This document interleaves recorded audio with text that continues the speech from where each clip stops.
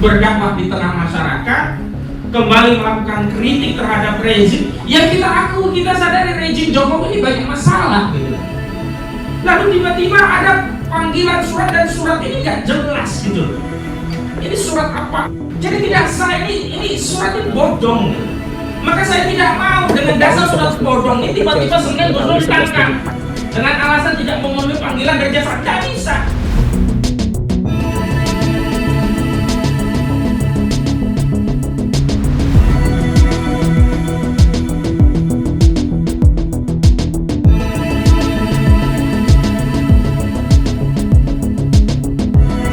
Sebelum menyaksikan video ini, pastikan bosku jangan lupa subscribe. Karena subscribe itu gratis plus bonus tonton video terbaru setiap harinya. Jangan lupa ya.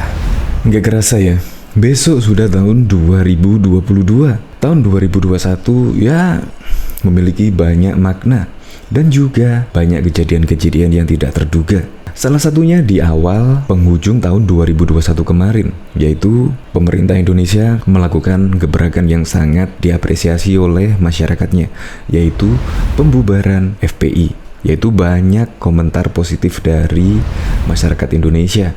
Dan awal tahun ini ada kejadian yang tidak kalah heboh, yaitu baru keluar dari Bui, Habib Bahar sudah dilaporkan kembali. Dan bahkan yang bikin kaget saya, yaitu tidak ada angin, tidak ada hujan, kabar Gus Nur ditangkap lagi. Itu pun saya mendengar dari konferensi pers yang di YouTube Mujiat Channel. Ya, kabar Gus Nur ditangkap lagi kan menurut saya agak mengagetkan ya. Kalau Bahar kan ya ceramahnya memang selalu viral di media sosial. Ceramahnya mengandung ujaran kebencian dan bahkan provokasi. Tetapi Gus Nur saya belum melihat ceramah-ceramahnya, atau kurang update ya saya. Dengar-dengar sekarang ini katanya sih ditangkap. Tapi kurang tahu lagi ya, karena belum ada konferensi pers terkait penangkapan Gus Nur. Bahkan dari konferensi pers, pembacaan pernyataan bersama advokat dan aktivis se-Jabodetabek pada tanggal 30 Desember 2021 kemarin. Menurut pengacara pejuang Islam tersebut, Ahmad Kozinudin, dia menduga surat Gus Nur ditangkap lagi itu adalah surat bodong. Untuk lebih lengkapnya video tersebut Anda bisa melihat di siaran Mujiat Channel. Ya, semoga kasus tersebut bisa menemukan titik terang. Untuk lebih lengkapnya simak berita berikut ini, Good News Indonesia. Kuasa hukum ngamuk, surat bodong, Nur Sugik ditangkap lagi. Baru-baru ini beredar kabar pendakwah Sugi Nur Raharja alias Gus Nur disebut ditangkap lagi. Hal ini setidaknya disampaikan dalam konferensi pers pembacaan pernyataan bersama advokat ulama dan aktivis se-Jabodetabek. Menurut konferensi pers yang digelar pada Kamis 30 Desember 2021, rencana Gus Nur ditangkap lagi itu setidaknya sudah terlihat dari gelagat Kejaksaan Negeri Surabaya yang melontarkan surat pemanggilan kepada beliau untuk ditahan kembali.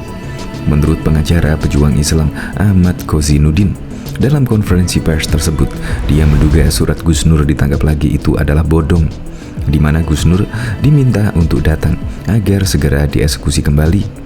Padahal kata dia, Gus Nur baru saja bebas usai menjalani vonis 10 bulan sebagai tahanan Bareskrim. Kasus ini kasus 2019, tetapi kini diotak-atik lagi.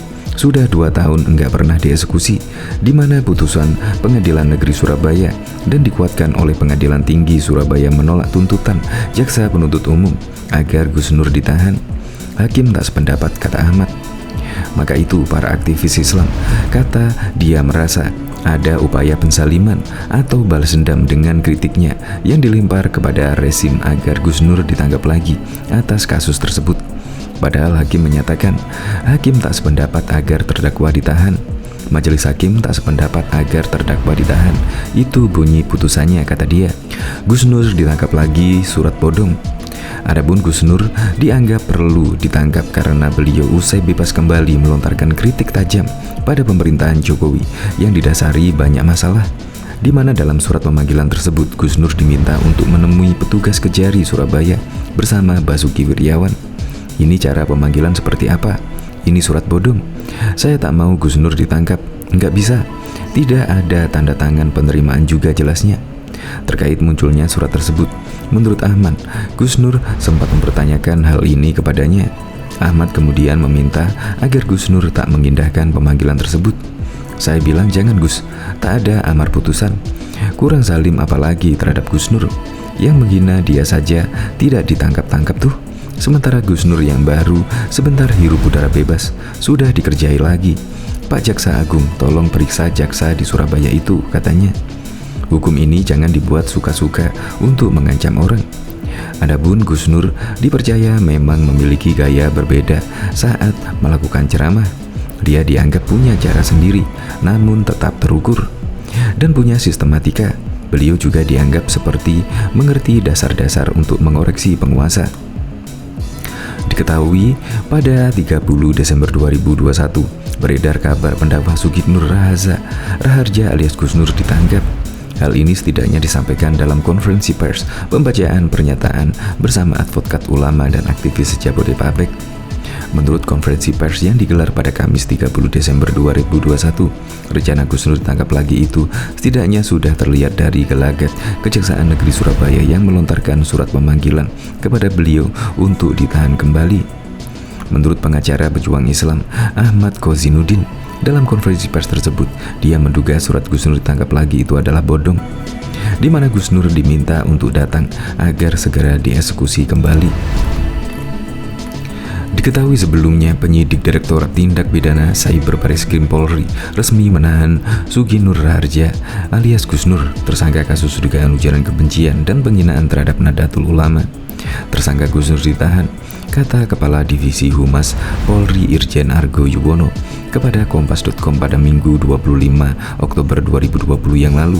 Argo menuturkan Gus Nur ditahan selama 20 hari di Rutan Bareskrim Polri. Adapun Gus Nur ditangkap di kediamannya di Malang, Jawa Timur pada Sabtu 24 Oktober 2020.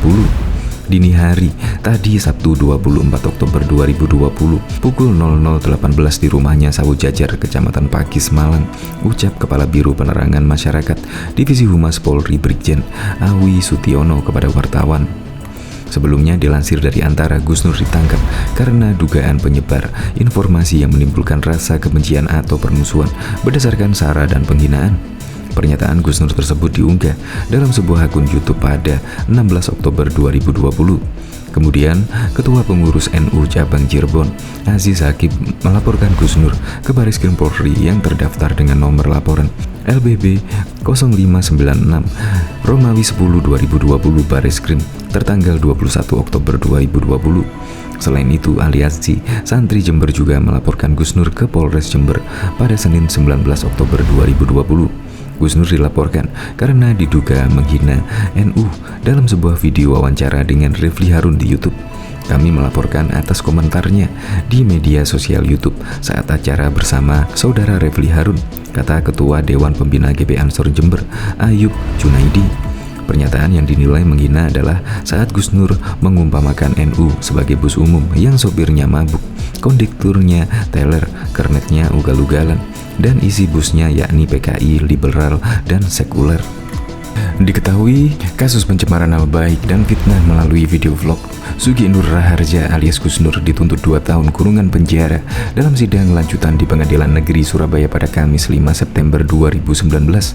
Meminta majelis hakim menjatuhkan pidana penjara terhadap terdakwa Sugih Nur alias Gus Nur selama 2 tahun penjara dengan perintah ditahan, ujar Jaksa Oki Muta Astuti dalam persidangan di Pengadilan Negeri Surabaya seperti dilansir dari Ansara pada Jumat 6 September 2019 yang lalu. Dalam membacakan surat tuntutannya, jaksa menilai ada 6 unsur sebagaimana dalam surat dakwaannya, yakni unsur barang siapa, unsur kesengajaan, unsur tanpa hak, unsur mendistribusikan, unsur informasi elektronik atau dokumen elektronik, unsur memiliki penghinaan dalam pencemaran nama baik. Jaksa tidak menemukan alasan pembenar atau pemaaf sebagaimana dalam dakwaan pasal 45 ayat 3 JU pasal 27 ayat 3 Undang-Undang Nomor 19 Tahun 2016 tentang perubahan atas Undang-Undang Nomor 11 Tahun 2008 tentang informasi dan transaksi elektronik, ujar dia. Dia menuturkan alasan yang memberatkan dalam surat tuntutannya karena perbuatan terdakwa telah membuat orang atau kelompok merasa dihina atau tercemar dan terdakwa tidak menyesali perbuatannya atau pencemaran nama baik. Sedangkan hal yang meringankan terdakwa berlaku sopan selama persidangan dan mengakui perbuatannya, ujar dia. Menanggapi tuntutan tersebut, penasihat hukum terdakwa yakni Andri Ermawan mengatakan akan melakukan pledoi bersama dengan terdakwa. Selain tim kuasa hukum, terdakwa juga akan mengajukan sendiri nota pembelaannya. Kami minta waktu 2 minggu, majelis tutur dia.